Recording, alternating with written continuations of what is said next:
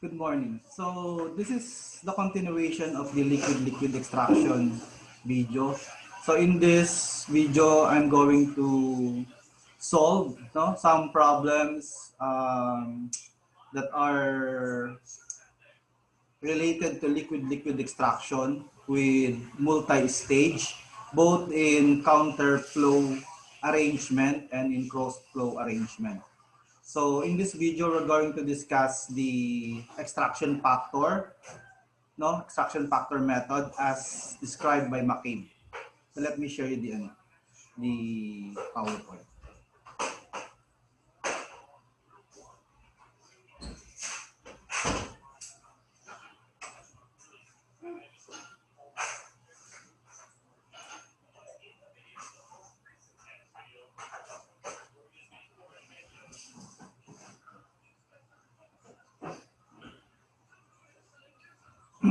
Okay. So this is the extraction factor or E concept. So this is defined as equal to KD. KD is your distribution coefficient as we have discussed in the first part, no? So in some references, this is simple K. So in McCabe, this is KD, distribution coefficient. So times B, B is the volumetric flow rate of the solvent, and then divided by L, this is the volumetric flow rate of the solution. So actually, this definition is also based on our previous definition of distribution coefficient.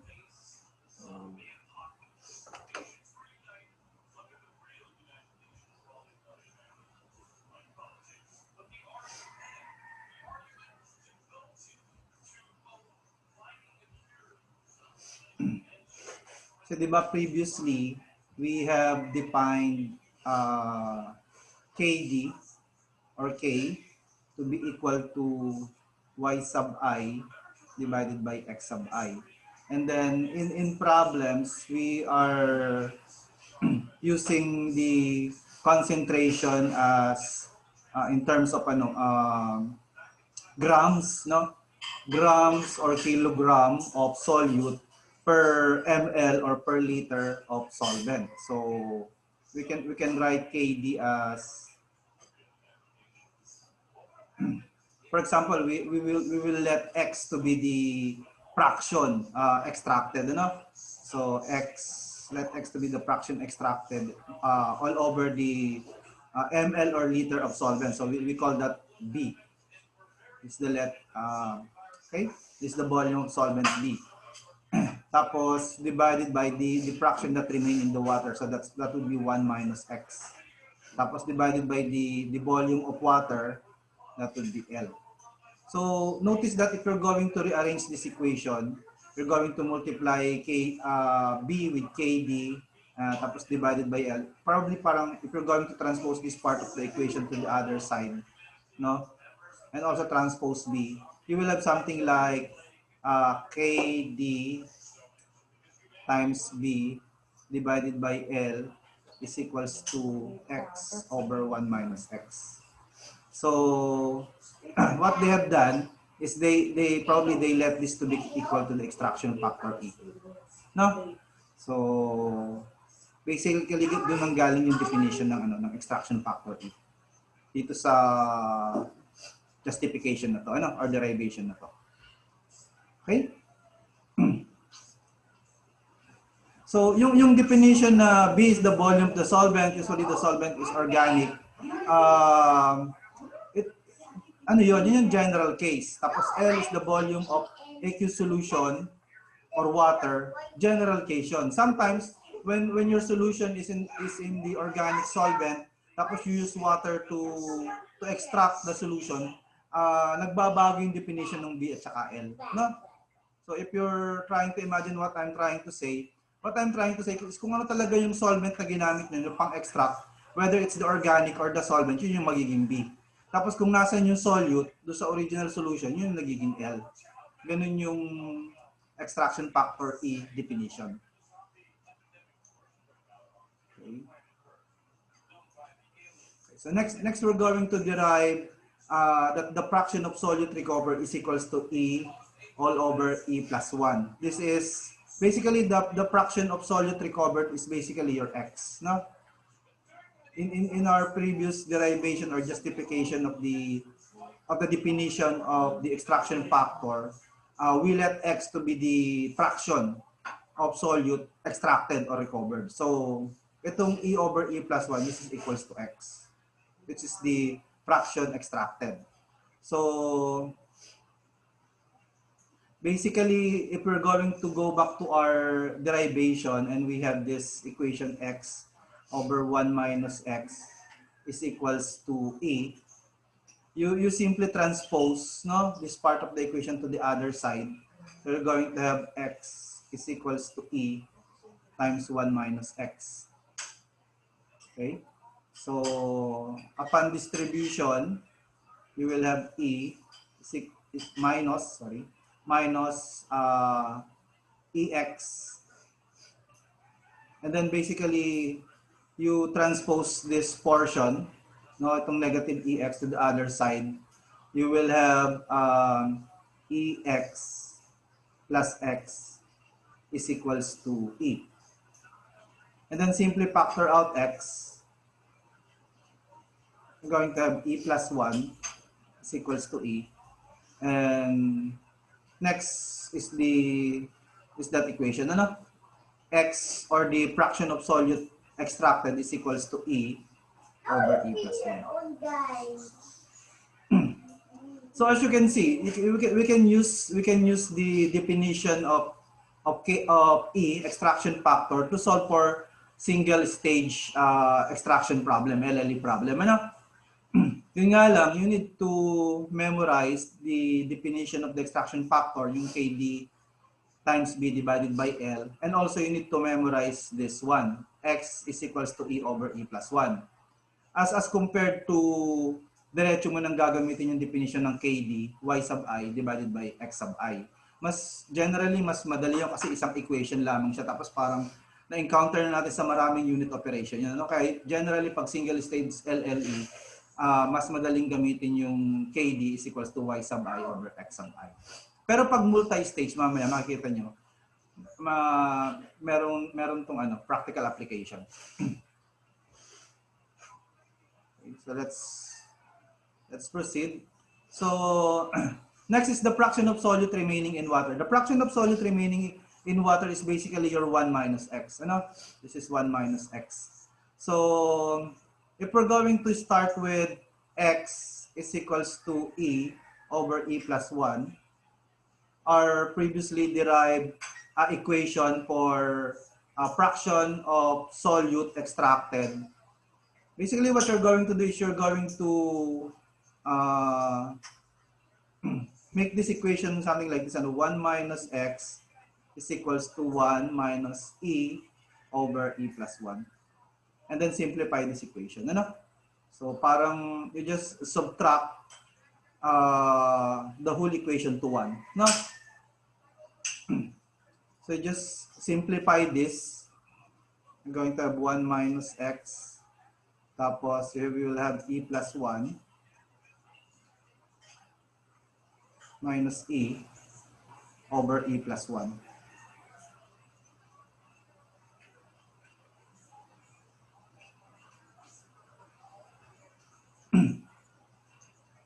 Okay? So actually this is 1 over 1 plus E is equals to 1 minus X.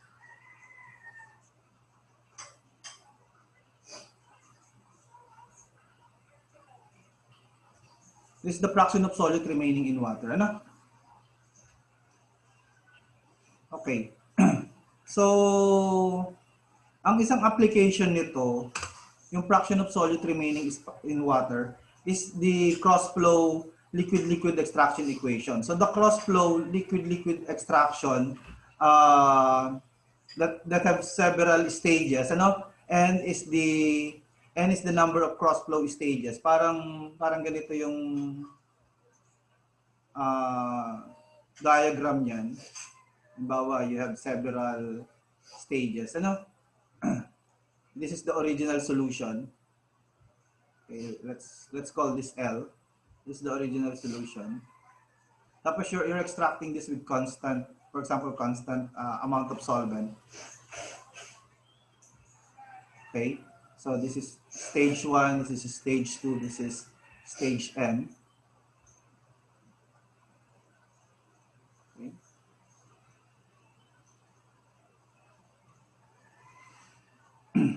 Okay. This could be, ginamit ko kasi small letter N, ano? So you could change this to small letter N. When you have this kind of system of liquid extraction, you can use this equation. 1 minus x is the, you can easily calculate the amount of fraction that is extracted, with several stages of liquid equipment. So and here is the number of stages, and then this is the extraction factor E. Okay. So in our problem later, we're going to use this equation for cross flow liquid extraction.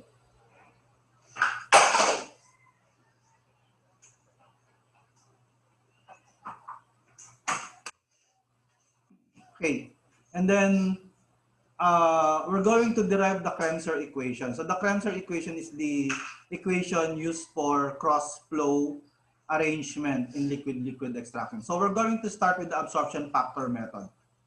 Still remember the absorption factor method. So we previously derived this for leaching processes, pero originally this is used for the gas absorption. So if you still remember, this is we derived the absorption factor by dividing the average range with the average approach, and then we cancel out some terms, and we are left with this log of YB minus XB divided by YA minus XA divided by log YB minus YA divided by XB minus XA, So in liquid extraction, what we're going to do is we'll be using the concentration of the original solution, that would be generally if this is our L sub O, di ba X ang designation natin sa sa concentration ng L sub O. So we're going to call this X sub A, Halimbawa, this is stage number 1, then we have stage number 2, and then we have N. So tapos yung lumalabas dito is L sub N. Tapos we have here X sub B. Okay? This is the concentration of the final raffinate, X sub B. Tapos the difference, we have here Bn plus 1. Ito yung original solvent sa liquid extraction, unknown number of stages. Tapos finally we have B sub 1 right here,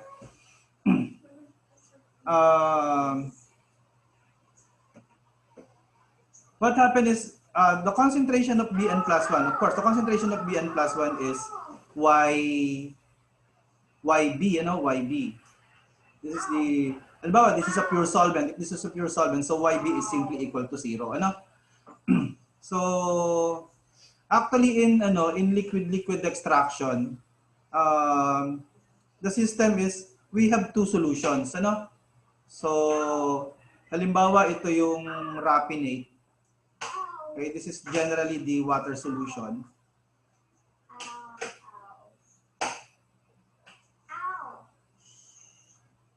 And then the concentration of this is XB. Tapos itong sa taas, yung sa taas, this is the second solution, this is the extract or the solvent, This is the extract. This is generally the organic layer. General, pero pwede rin siya maging water solution. The organic solution. So generally, ang concentration nito is YB. Parang ganun, Tapos, dito sa interface, kasi they are in contact, So dito sa interface, meron ditong iba yung concentration dito compared dun sa YB. So, sa interface, meron tayong tinatawag ng XB star concentration. Parang ganun, ano? Tapos we can calculate this XB star by using the KD equation. So basically KD is equals to ganun din y sub I over x sub I. So this is equal to YA over x sub B star. Okay? Ganun yung ating sistema. Parang pag in-imagine nyo kasi, unlike sa leaching, yung leaching kasi, isa lang yung solution nyo. Nahati lang. No? Yung iba, na-retain yung solid, yung iba, nag-overflow. So, ganun yung sistema sa leaching. So, walang problema. You don't need to use an equilibrium equation. Dito kasi, dalawa actually yung solution nyo. Yung isa organic solution, yung isa water solution. So, ang ano kasi, ang diffusion equation, no, yung Fick's law of diffusion, applicable lamang siya pag single phase. So ang ginagawang adjustment, kina-calculate natin yung concentration sa interface. No? We have the XB star. So yun yung difference sa sa liquid-liquid extraction. So ito, yung gagamitin natin dito sa Bn+1 is the XB star. Sa pagka-calculate ng approach at saka ng range, no? So we have XB star here, tapos dito sa Y1, of course, meron pa rin kayo ditong Y sub A, pero yung gagamitin natin sa Kramser equation later would be X sub A star.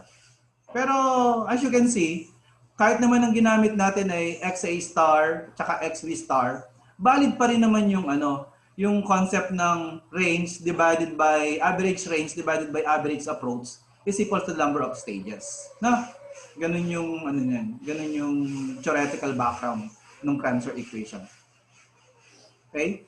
So, nanggaling dinerive siya sa absorption factor method pa rin. Na? So, ito, ganun pa rin, you can also apply the distribution coefficient equation here. Di ba? Y sub I over X sub I. So, Y sub A over X sub A star. Yan, ganun pa rin.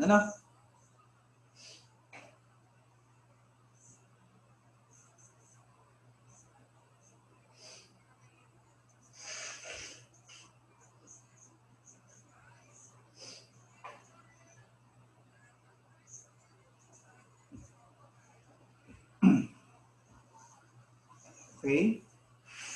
So, another thing is, kasi di ba sa leaching, kung natatandaan nyo, dito tayo nagsimula. Tapos meron tayong n-1 sa equation. So, ang reason kasi doon, yung L sub O solid. Sa leaching, usually yung L sub O solid. Tapos, it's a mixture. So, pwedeng yung average kasi pinag-uusapan natin, pwedeng yung concentration kasi sa leaching, sa L sub O, can be extreme. So alam niyo naman yung average is affected by extreme values. Kaya nagsisimula tayo dito sa una, kasi this right here, paglabas ng first stage, solution na siya. So limited ng solubility yung value niya. So most probably hindi na extreme yung value, Yun yung reasoning natin kaya dito tayo nagsimula sa leaching. Pero sa sa liquid-liquid extraction, solution yung yung pumapasok na L sub O. So limited din siya ng solubility. Kaya pwede na tayo magsimula dito. Kaya sa LLE, wala na yung N-1. Mawawala na yung N-1. Kasi as you can see, yung X sub A natin, dun yung concentration siya mismo ng L sub O. No? So, if we're going to replace the concentration right here ng mga X sub A, X sub B, X sub B star, X sub A star, yung N with respect to the absorption factor equation would be log over YB. We could adapt parang parang approach, no? So yung convention kasi is we have x sub a minus x sub a star. So kita nyo, itong dalawa magkatapat, di ba ano yan, range. Ito kasi range to, di ba? Ano, sorry, this is approach. So yung x sub a minus x sub a star, ito yung approach, no? Tapos divided by yung approach sa kabila, x sub b minus x sub b star. Okay, yung sa baba naman, yung sa baba, di ba tandaan nyo pa, this is, ano naman, these are range values, ano? So yung range natin would be x sub a minus x sub b. I hope you can follow, ano? Tapos x sub a star minus x sub b star. Okay? So ito yung first part ng ano natin, ng Kremser equation derivation, ano? So x sub a minus x sub a star tapos x sub b minus x sub b star. So let's take a look at the actual Kremser equation. So notice that yung numerator ng Kremser equation, this is the Kremser equation used for LLE, no? For multi-states countercurrent. Yung numerator niya parehas na, no? X sub a minus x sub a star, x sub b minus x sub b star. So ang ipo-prove na lang natin dito or is justify natin bakit yung denominator niya log e, no? So if we're going to compare this dun sa previous equation na na-derive natin, yung ilalim ng equation natin is parehas na yung taas, ano? Yung ilalim, we need to show that log e, we need to show that log e, saan ba? Dito. Para medyo maluwag, ano? We need to show that log e is equals to log ito yung approach, ano? Yung range, ano? We need to show that this is equal to xa minus xb divided by xa star minus xb star. We need to show that these two are equal. So in order to do that, balikan natin yung ating diagram, ano? So sulat ulit dito yung diagram natin, yung tatlong rectangle.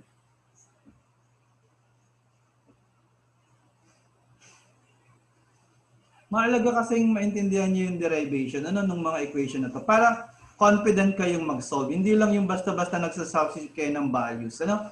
Kasi may mga times talaga na ano, binabali-baliktad nila. Halimbawa, ginagawa nilang yung solvent, water. So pag binaliktad nilang ganun, dapat kaya yung i-adjust yung equation nyo, ano?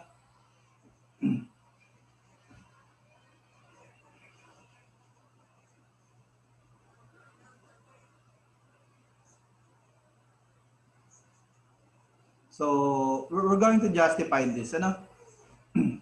So, ito is L sub O, tapos ito ay X sub A, tapos this is L sub N, tapos this is X sub B, tapos this is B, N plus 1, tapos this is we're going to have ano, X sub A star dito. Ay, X sub B star. Okay. Tapos, right here we have B1. Tapos, meron, yung original concentration nito will be YA. Pero we need to calculate using this equation. Ano, KD is equals to YA divided by XA star. So, XA star din yung concentration. Yung interface concentration niya ay X sub A star. Tandaan niyo pa ba? Interface concentration ng X sub A star at X sub B star. Okay.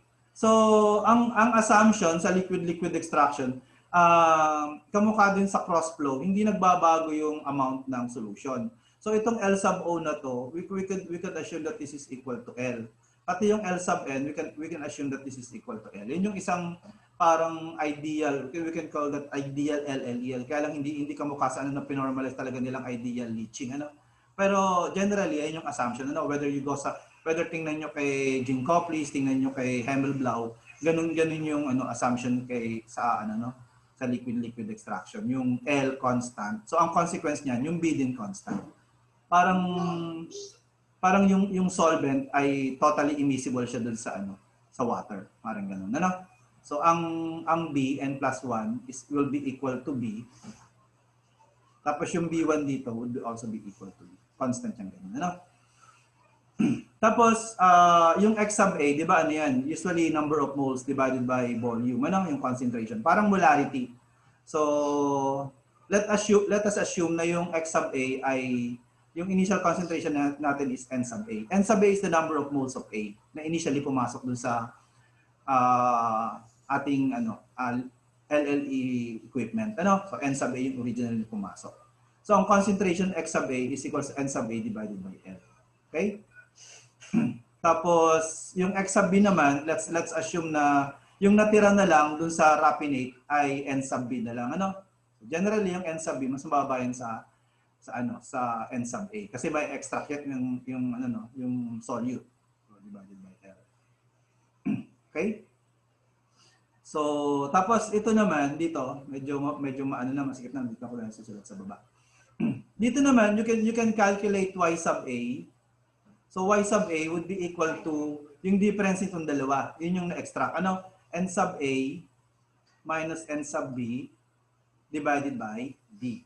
So, kasi yung solvent nitong yung volume, no? Nung solvent ay equal sa B. Kaya that's why it's N sub A minus N sub B divided by D. Tapos, ang kailangan kasi natin sa equation ay X sub A star. This X sub A star. So, we're going to use the concept of KD. Ano? So, KD is equals to Y sub I over X sub I. So, KD, we need an equation for X sub A star in terms of Y sub A and KD. So, that's why we have KD is equals to Y sub A divided by X sub A star. Imagine nyo ba to? Itong equation na to, na-imagine nyo. Yung solvent concentration is Y sub A. No, so organic solvent concentration is Y sub A. Tapos dun sa interface, yung X sub A star, yun yung concentration dun sa interface. Yung interface parang nasa pagitan siya, hindi siya organic, hindi siya water. Pero meron tayong concentration dun ng solute. So ang tawag natin dun is X sub A star. Ganun, ano? So, mathematically, KD pa rin to. Tapos yung Y sub A nyo, N sub A minus N sub B divided by B. Diba? Ito yung Y sub A nyo. Tapos divided by X sub A star. So, you can actually transpose this part of the equation to the other side. So, mathematically, you can arrive at X sub A star is equals to N sub A minus N sub B divided by KD times D. Yun.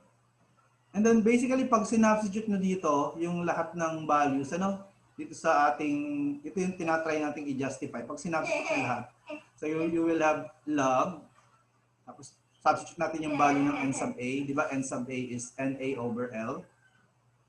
N sub A over L. Minus X sub B natin itong NB over L.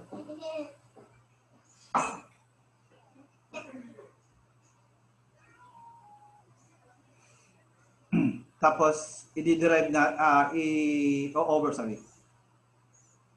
Itong line na to dito lang to. Hindi siya lampas doon. So, ito yung argument ng log itong buo na to. So, sa baba, ito kasi ang gagawin natin dito, i-assume natin muna to 0. So, most of the case naman gano'n, press solvent yung ginagamit. So, pag press solvent kasi, di ba, KD is equals to YB divided by XB star. Okay? So, pag 0 to,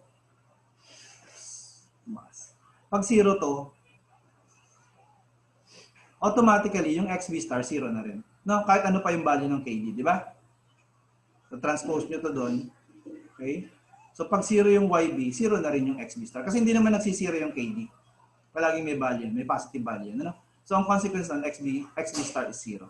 So, itong XB star dito, most of the time 0. For this justification, we're just going to assume na XB star is 0. Kasi medyo magiging complicated pag hindi siya 0. Haba. Ito pag ito kitang-kita naman. Just L lang. So, sa baba, we only have XA star. So, ang XA star, ito yung value niya. Ano? N sub A minus N sub B divided by KD times B. Okay. So, as you can see, pag sinimplify nyo tong argument ng log, pag sinimplify nyo, makikita nyo magka-cancel tong NA minus NB sa taas. Ano? Diba? Ito magiging NA minus NB divided by L. So, this term will cancel out. Tapos ang matitira na lamang ay log of, ito tataas sa taas, KD times B divided by L. Ganun na lang yan. Ano? Log KD times B divided by L. And this is equal to, siyempre, kung tandaan yung definition ng extraction factor, this is just simply the extraction factor. So, ganun yung justification ng Kremser equation. I hope you follow. Ano? So, anyway, ang dapat nyo lang tandaan dito, ang importante lang naman dito, pag halimbawa nagbaliktad yung, halimbawa yung water yung naging solvent, siya yung magiging B. Tapos yung organic solvent, yung solute nasa organic, yun yung magiging L. So, those are the, parang hindi siya in general case. Pero in general, yung B, yung organic solvent. Tapos yung L, yun yung water in general. Ano? So, we will use the Kremser equation. No? So, ganun yan. Ano? Pag LLE, absorption factor, tapos may N-1. Pag LLE, pag liquid-liquid extraction, Kremser equation yung ginagamit sa countercurrent. Tapos pag cross-flow, yung 1 minus X is equal to 1 over 1 plus E to the N. So, ganun sinosolve yung mga multi-stage liquid-liquid extraction. So, let's practice. Let's try to solve some problem. Ano?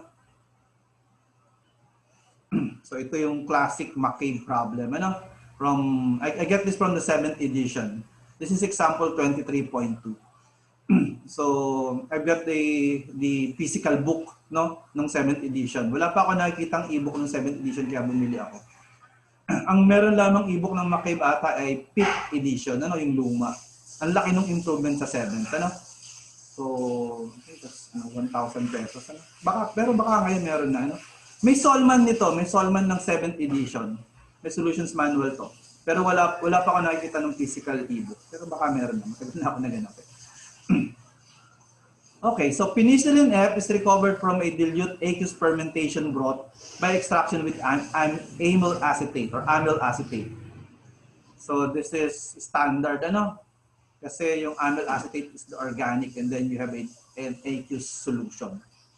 Using 6 volumes of solvent per 100 volume of aqueous phase at pH 3.2, the distribution coefficient Kd is 80. So letter A. What fraction is recovered in a single stage? So yung letter A, madali lang. Pwede nyong gamitin yung extraction factor. So solve nyo lang yung extraction factor. E is equals to Kd times B divided by L. Diba? Kd is 80. B is halimbawa 6 volume, diba? 6 liters. Tapos L is 100 liters. So ganun lang. Ano? Pag na-calculate nyo yung extraction factor, diba yung fraction na extract is simply equal to E over E plus 1. So, yun, ganun lang, ano, E over E plus 1. Or, you can use the more simpler method na KD is equals to Y sub I over X sub I. Kamukha nung ginawa natin sa, sa first part ng video, sa LLE1, part 1. So, we'll do that solution, both of the solution, so that you can see na parehas lang yung lumalabas na sagot, later. Letter B, what would be the recovery with two-stage extraction using press solvent in both stages? So, ito naman, dalawang stages na cross-flow. So, pag dalawang stages na cross-flow, we're just going to use the 1 minus X is equals to 1 over 1 plus E raised to N. Yung N natin magiging 2. No? Tapos yung E, i-assume natin that we are using the same E na na-calculate natin sa A. Kasi bali ang cross-flow dito sa letter B, yung solvent natin per stage 6 liters pa rin. 6 volumes pa rin. Pero 100 volume ng aqueous phase. So parehas pa rin yung KD. So yun, ika-calculate nyo lamang yung X sa equation.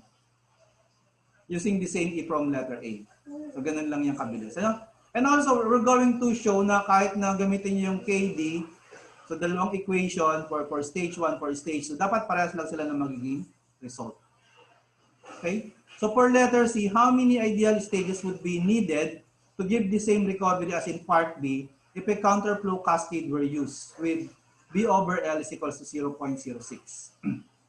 So, ito naman sa letter C, ano siya, cross flow. Ay, hindi, counterflow siya. So, pag counterflow, gagamitin natin yung Kremser equation.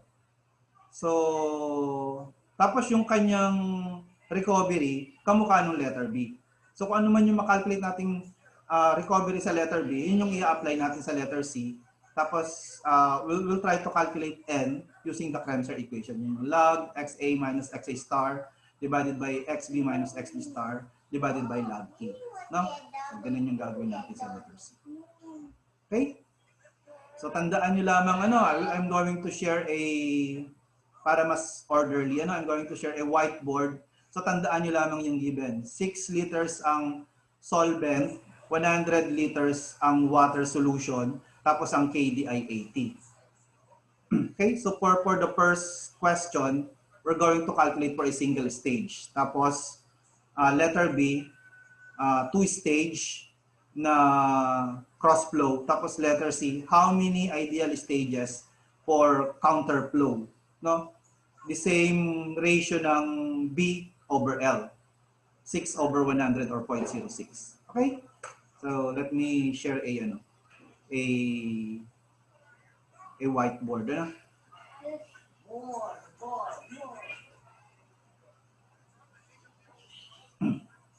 Okay. So dun muna tayo sa letter A. So let me draw the diagram first. We have 100 liter of water solution. Ito yung merong solute, Tapos ini-extract natin siya ng penicillin F, yung solute natin, Ini-extract natin siya ng 6 liters ng amyl acetate. Okay?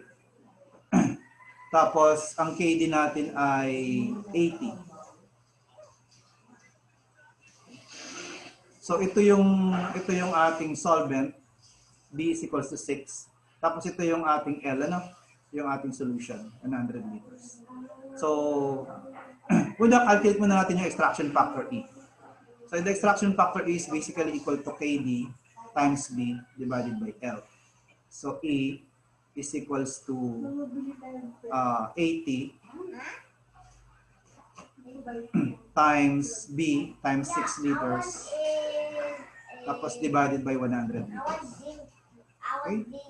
So, get your calculator para hindi kayo mainip. So, you're supposed to get 4.8. Okay?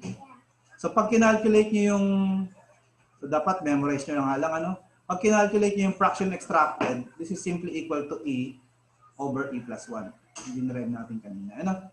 So, this is simply equal to 4.8 divided by 4.8 plus 1. Okay. So, ilan yun?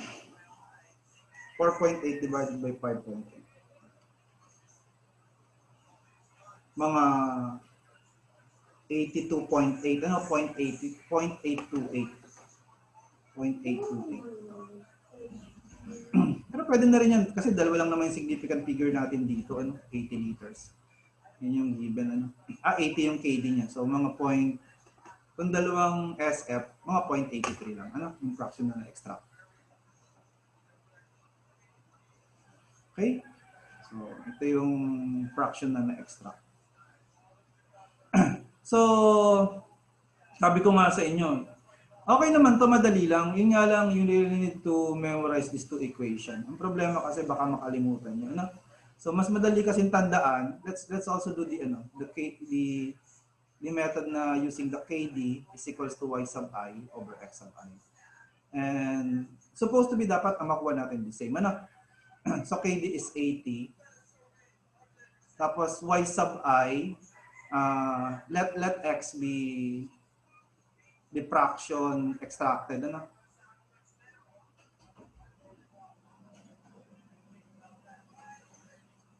So it would be x divided by 6. Tapos, sa baba, syempre, 1 minus x divided by 100. Tapos, try to solve for x. If solve nyo, you're supposed to get the same. You're supposed to get 0.83 din. Ano? So, 80. Unless magkamali kayo. X divided by 6. Tapos, 1 minus x divided by 100. Diba you're also getting the same 0.83.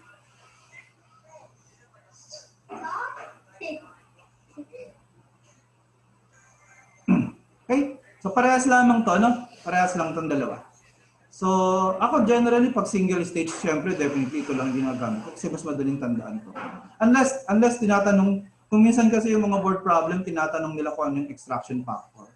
So pag tinanong syempre yung extraction factor, relatively madali na rin lang ito. Ano?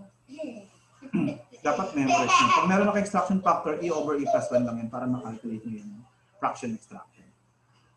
Yun din lang yung advantage itong method na ito pag single stage. Ano pag tinanong yung extraction factor sa multiple choice question.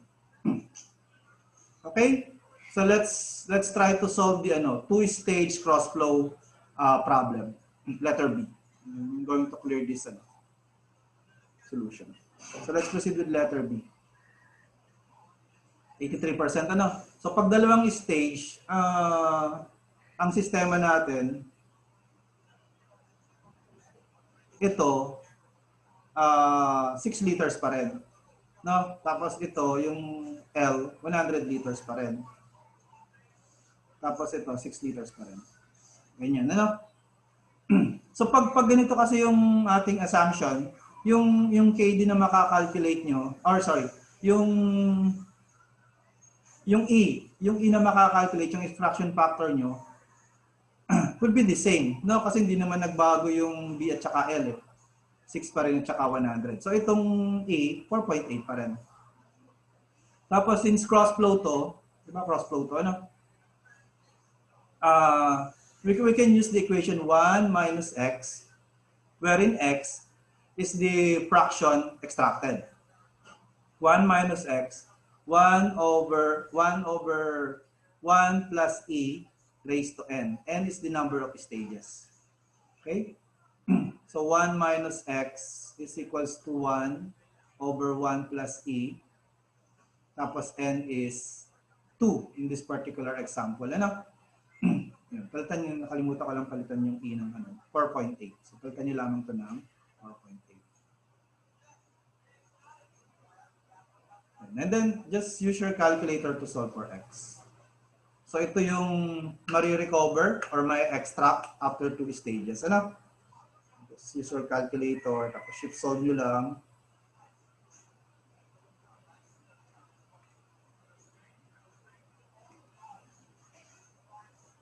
So, that would be 1 plus 4.8, that would be 5.8. Scored nyo lang. So more or less, 97% yung ma-recover pag dalawang stage. As compared dun sa pag single stage, 83 lang. This is 97%. Okay? So kita nyo, relatively mabilis. Compared nyo dun sa dalawang stages na KD calculation. Pero pwede pa rin naman. So let's compare din dun sa isa-isa na calculation. 2 stages, halimbawa. Ito 6 liters, tapos ito 100. Ito yung first stage. Ito yung technique na magkakalculate kayo ng x1 at saka x2. Yung kamukha ng ginawa natin sa previous video. 6 liters. Assume natin ito 100 liters pa din. So dito sa una, di ba, ganun yung equation na KD y sub I over x sub I. So let x to be equal to the extracted amount, extracted fraction. So 80. Tapos halimbawa x1 divided by 6, x sub I is 1 minus x1 divided by 100. So x1 is, just use your calculator, shift solve nyo lang.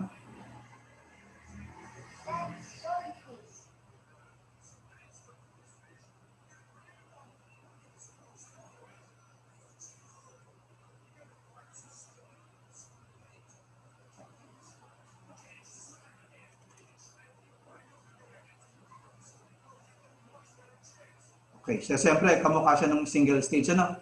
0.83. Ito, 0.83 to. Tapos dito sa pangalawang stage, so ganun pa rin yung equation natin. KD is equals to y sub I over x sub I. Pero syempre ngayon, x2 na yung kakalculate natin. Ano? x2 divided by 6 all over. Hindi na siya 1 kasi na-extract na natin yung 0.83. So 0.17 na lang. Ano? 0.17 minus x2 divided by 100. So ang x2 natin ay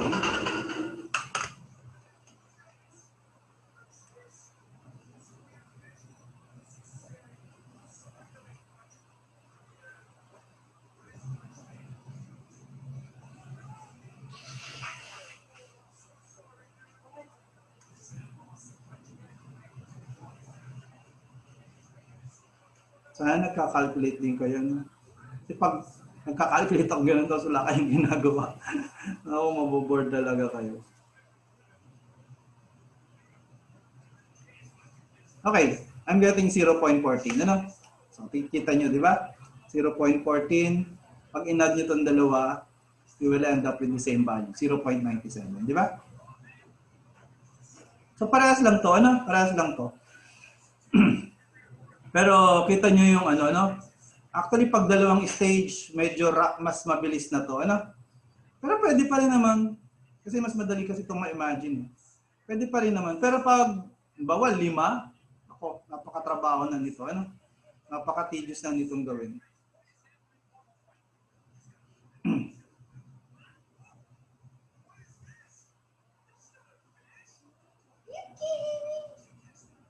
Yes.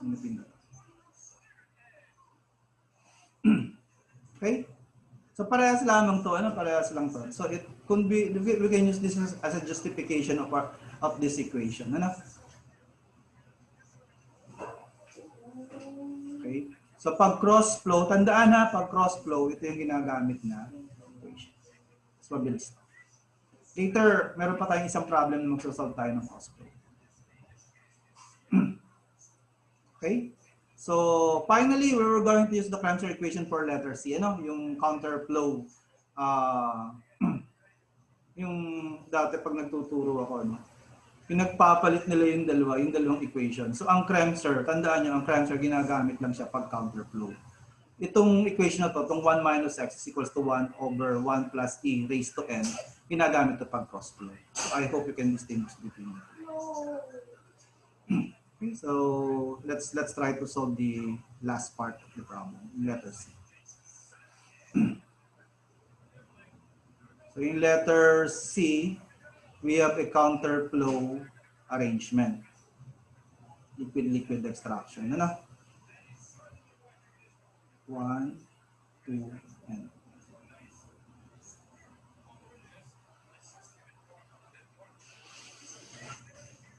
tapos we're going to use the Kramser equation. Ano? So, ito yung L sub O, ito yung L sub N. Pero basically, this is simply equal to L. This is simply equal to L. And they are both equal to 100 liters. Kasi di ba 0.06 din, ano? So, ganun yung gagawin natin.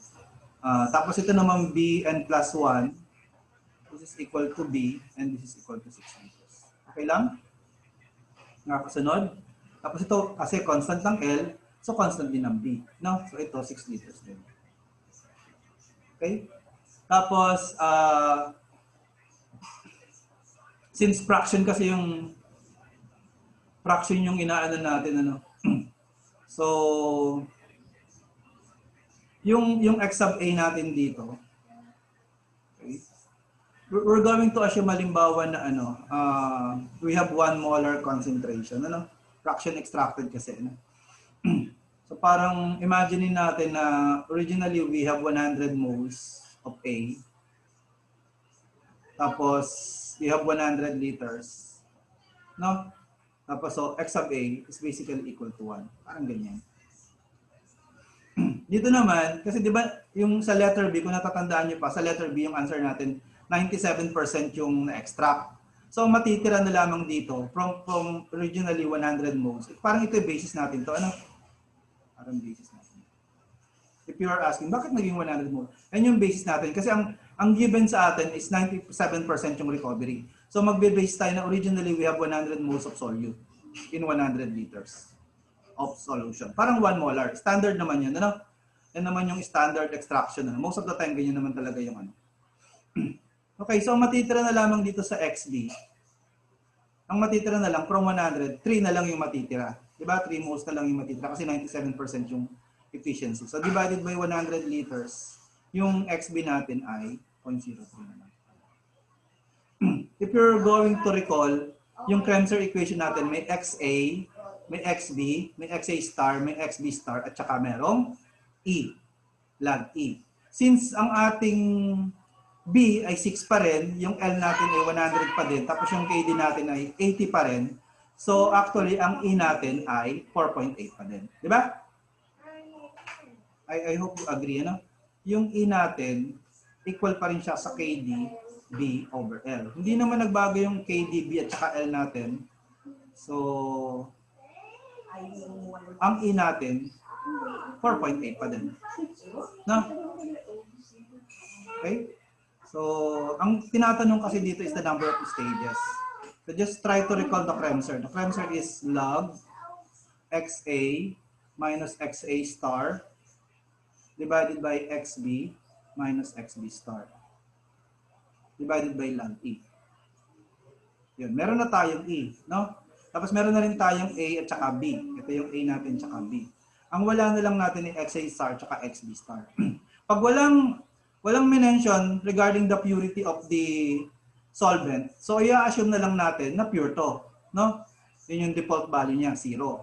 So, sinabi ko nga sa inyo kanina, once na ang purity niyan ay 100%, so ang YB 0. So ang consequence nun, yung XB star, 0 din. Pinakita ko na to sa inyo kanina, ano? Kasi, di ba, KD is equals to YB divided by XB star. Hindi naman nagsisiro yung KD. So XB na yung magsisiro. So meron na tayo ng tatlo, ano? Yung XA na lang yung wala. Okay. So, ang mangyayari, kung 100 mole to, tapos 3 mole na lang yung natira sa raffinate, sa final raffinate, ang mapupuntang number of moles dito ng penicillin F ay 97. No? So, 97, we can easily calculate, dito na lang ha, kung na i-calculate. We can easily calculate Y sub A. Y sub A is, we have 97 mole of penicillin F. Okay? Tapos yung solvent niya, 6 liters of amyl acetate. Ano? So yun yung concentration ng Y sub A.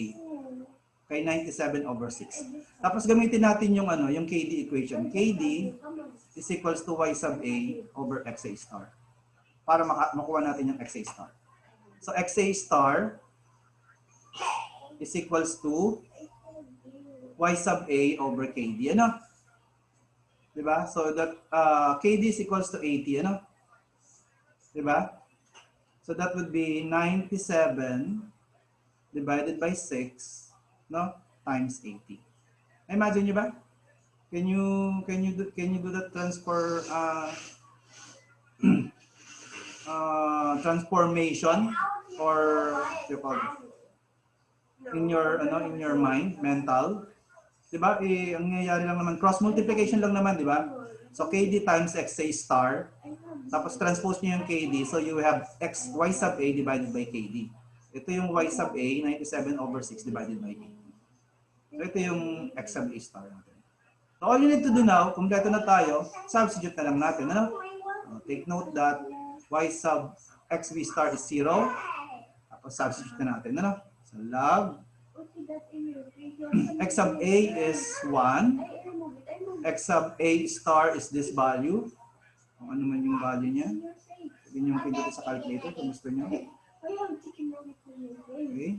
Tapos divided by XB. XB natin is 0.03. Tapos divided by log of E. Ang ating E ay 4.8. Okay? So just try to calculate the number of stages. Theoretical number of stages. Get your calculator. Ask nyo itong mga values na to. So 1 minus 97 divided by 6 times 80, 0.03, tapos 4.8, ano?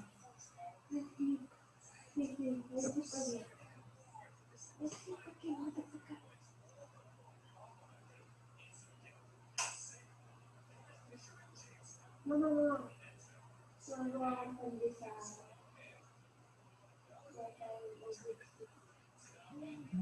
97 times 6 divided by 80. Hindi ko nalagay yung 10 results.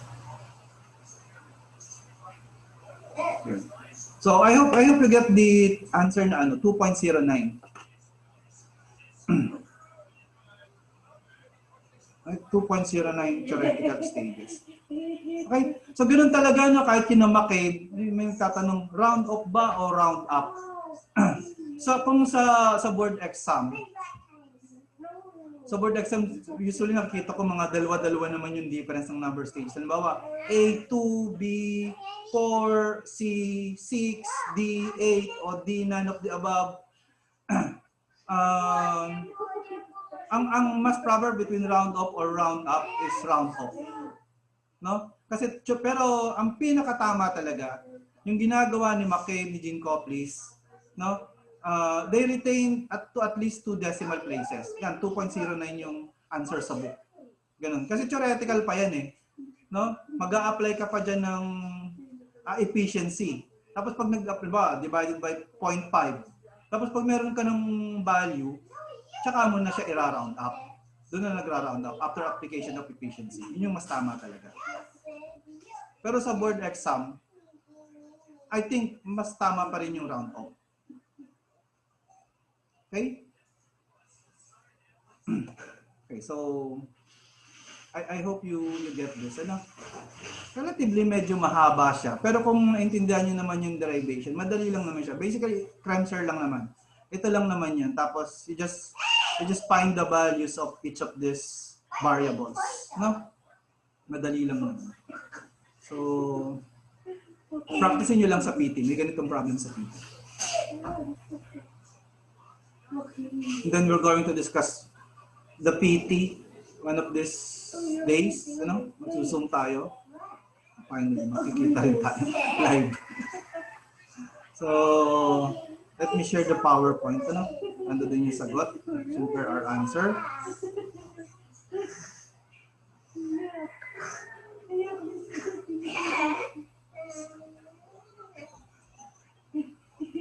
Okay.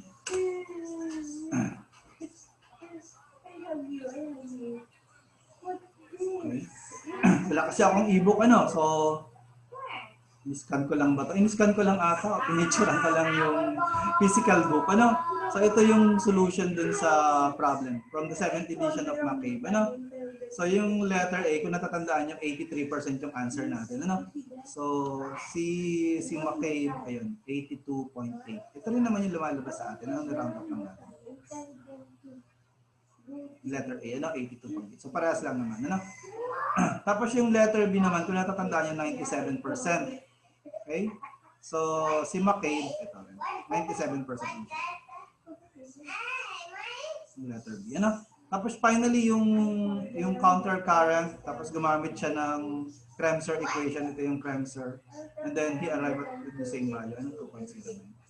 Para confident lang kayo tama na yung tinuturo ko sa inyo. Okay, so I hope nakuha nyo. Pag hindi nyo nakuha, subukan nyo lamang isipin, mag-isip, Tapos pag naisip nyo na kung paano yung nangyayari, step by step, balikan nyo lamang yung video. Try to practice do sa PT, So para isang trabaho na lang, pagkatapos yung panoorin yung video, mag-solve na kayo ng PT. Kasi pag pinagtagal nyo pa yan, lalo lang mawawala. So siyempre, pag na-solve nyo yung PT, ano na yun? Just trust na naintindihan nyo na, naka-store na yan sa memory nyo. Ganun lang yun. Okay, so let's try to solve the last problem. So this is this is from Colson, ano? Alam niyo naman ang Colson, di ba?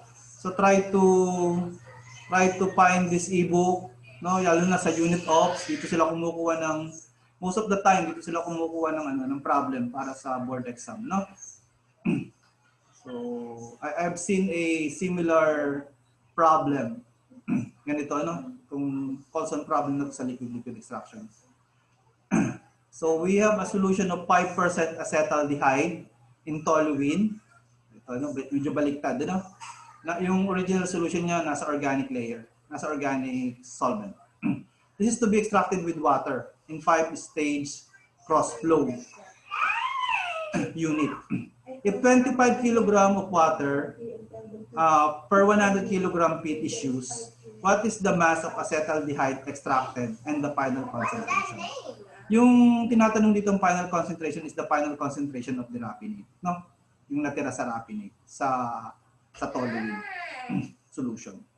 The equilibrium relation is given by kilogram acetaldehyde per kilogram water is equals to 2.20 kilogram acetaldehyde per kilogram toluene. So you will notice sa given na equilibrium relation na yung A, pag kinalculate niyo yung A, yung kilogram water, kita nyo, yung kilogram water, yun yung magiging B. Kasi pag tinransport niya sa kabila, times B, kilogram water yung magiging B. Ano? Tapos divided by kilogram toluene. Yung kilogram toluene yung magiging L. Okay? So, ganun lang yan. So, 5 stage ito. Ano? Na-imagine nyo naman, ano? 5. So, 5 stages. 1, 2, 3, 4, 5. Napaka-tedious nito pag isosolve nyo yung isa-isa using the KD is equals to Y sub I over X sub I method. Ano, napaka-tedious niyan. So, ang gagawin natin, we're just going to use the 1 minus X is equal to 1 over 1 plus E raised to the N equation. Na? So, ito yung B, yung water natin. Sorry. Ito yung B. Tapos ito yung L. Ganun lang yan. Ano? Okay? So, una muna, kakalculate muna natin yung E. E is equals to KD times B divided by L. So, ang KD natin ay 2.20. Tapos, multiply natin ng kilogram water, which is 25 kilogram, no? Tapos, divide natin ng, yung feed natin kasi is 100 kilogram yung total. Yung toluene niya at saka acetaldehyde. So, ang pandi-divide natin, kilogram toluene lang dapat, no? So, kung 100 kg yung feed, tapos 5% yung acetaldehyde, you can imagine na 5 kg yung acetaldehyde. So, ang toluene natin, 95 lang. So, di-divide nyo ito ng 95 kg toluene. I hope you get that, ano? So, E is approximately equal to 11 over 19, ano?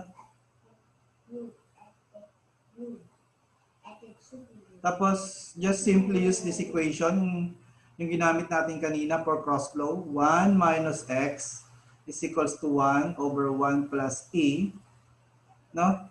Raised to N. N is the number of stages. To find the fraction extracted, ano? So, 1 minus X, 1 plus E. So, E is 11 over 19 raised to 5. Okay? So you can simply calculate X. So X is equals to 1 minus X tapos 1 divided by 1 plus 11 over 19 tapos raised to 5. Okay, solve nyo lang.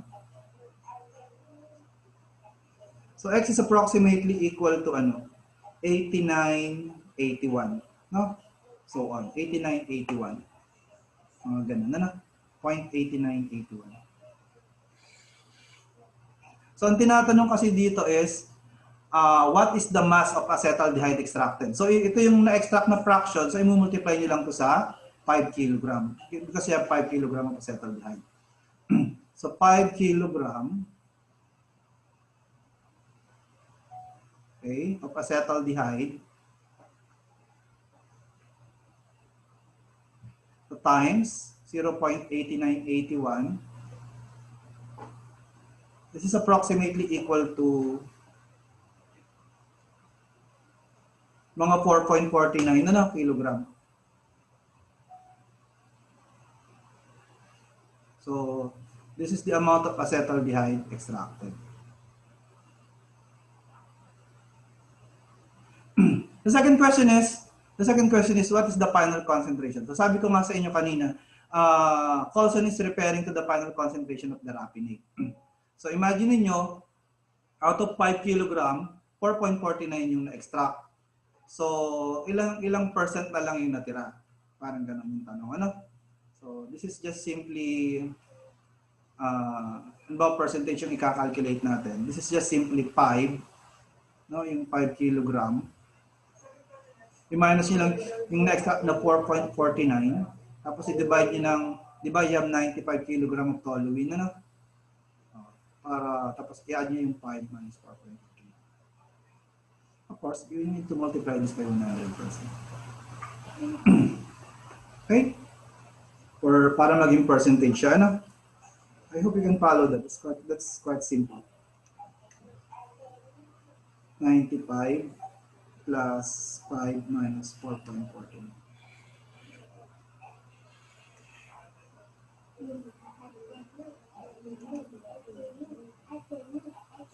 Mga 0.53%.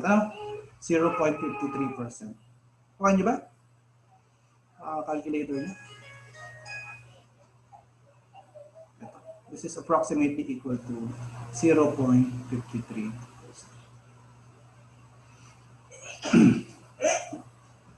Okay? So kita nyo, napaka-rapid nitong equation na to. This is a very useful equation. Lalo na pag several stages. Ano? Tsaka syempre yung Krenzel equation. Okay? So check natin yung sagot ni Coulson. So tandaan nyo, 4.49 yung na-extract natin na acetaldehyde, tapos 0.53% yung concentration ng final raffinate. So ito yung answer kay Coulson. Volume 3. Maraming volume ang Coulson, ano? Ito yung pinaka-importanting volume. Ito yung mga problems. Ano? Volume 3. So, ayun, ano? Makita nyo sa baba. Ito yung 4.49 kg of acetaldehyde, no? Tapos ito yung 0.53%. Okay? So, hanggang dito na lang yung ating discussion. Usually yun naman. Yun lang naman yung coverage ng LLE.